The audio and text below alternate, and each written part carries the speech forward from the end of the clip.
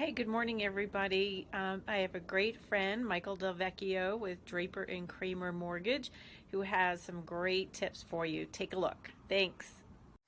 What should you tell your loan officer? I've taken hundreds and hundreds of applications.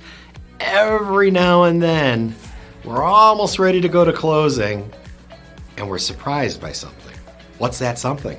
I could tell you a few, but here we go. This is fun. What should I tell my loan officer?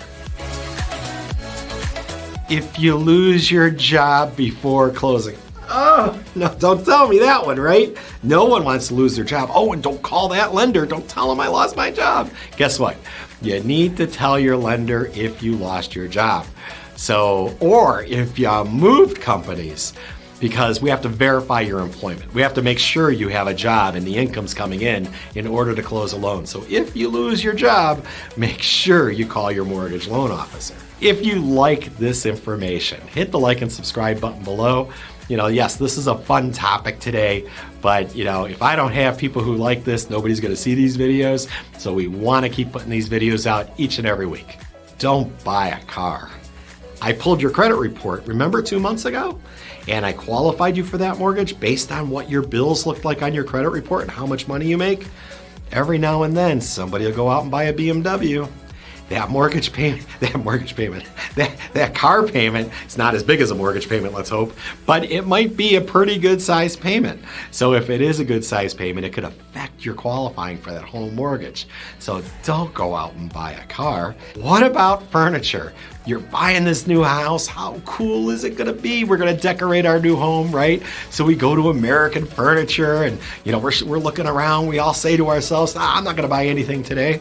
Right? Your wife's with you, your partner's with you, and they're like, oh my God, look at that. We've got to have it. The sale stops today.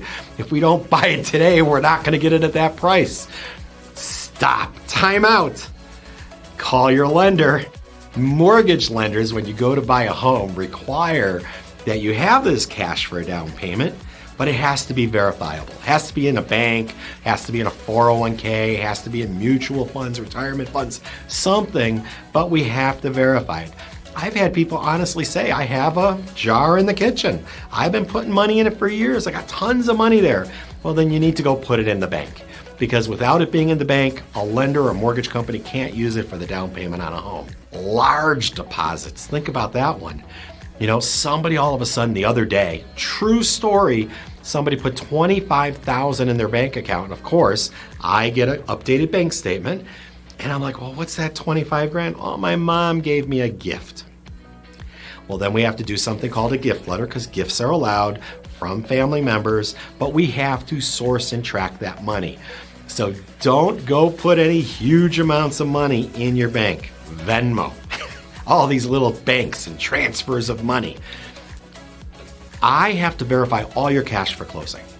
There are people with multiple bank accounts and move money back and forth between these bank accounts almost daily. When you purchase a home, stop transferring money. Don't transfer it. Keep it in one spot, 2 spots. Don't move it back and forth. Don't care what you do, don't move it, because every single transfer we need to document, and that could be a ton of work and make life miserable for both you, my client, and us, your lender, trying to get you to the closing table. So don't transfer money. Don't put large deposits in the bank without calling me or someone like me first.